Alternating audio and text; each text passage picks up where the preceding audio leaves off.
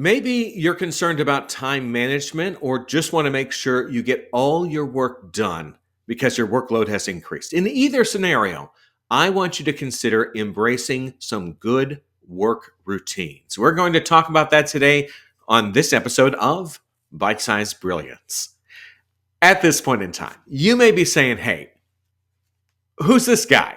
Hi, I'm Ken Okel. I am a keynote speaker, and I talk to audiences about ways you can improve your performance on the job, get better. I also write books. The latest is called Get Better: Smart Business Advice from Unexpected Mentors. I understand that in today's world, your workload has probably gone up. There's a lot that you need to do. How do you make sense of it all? I think a lot of us fall into a trap where we are just doing one thing after another. We're just reacting and responding to the latest crisis.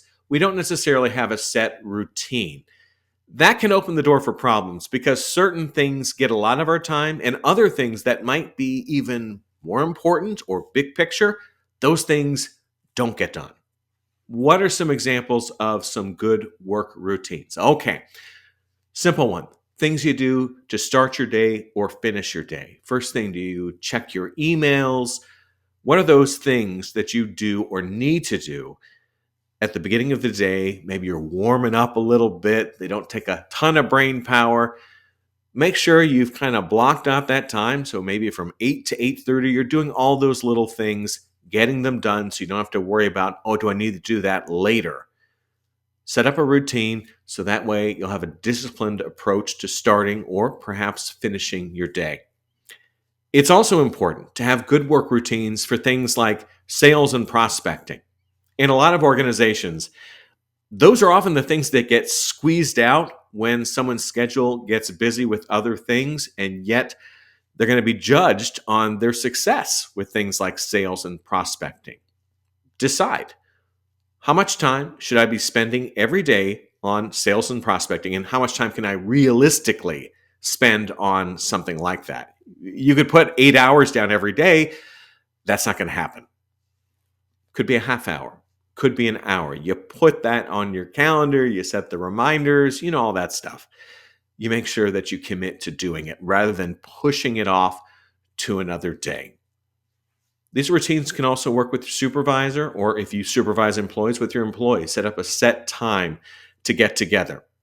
Some leaders prefer employees, if there's nothing urgent to discuss, when they have little questions or concerns, like I said, not urgent, they start a list and send you that list later on.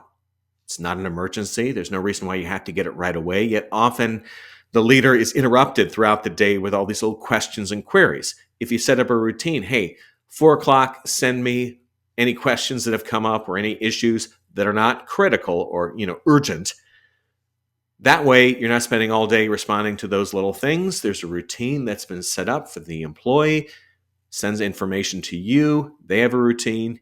You have a routine.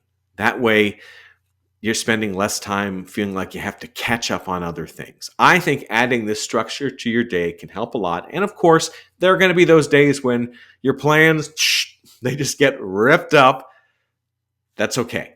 But if most of the time you have routines, you can get back to them if things have been hectic, I think you're going to find your time management is that much better. You're going to have more control over your day. And as I mentioned earlier, you're going to have more time to work on those big picture projects like sales and prospecting, things that you need to do, but you never find time to do. Give it a try. For more about me, go to my website, kenokel.com. While there, you can see some of the clips from my speaking presentations. You can listen to my podcast, The 2-Minute Takeaway. And you can also find out more about that book, Get Better: Smart Business Advice from Unexpected Mentors, available now on Amazon. Thanks so much for watching. I'm Ken Okel. Get better and take care.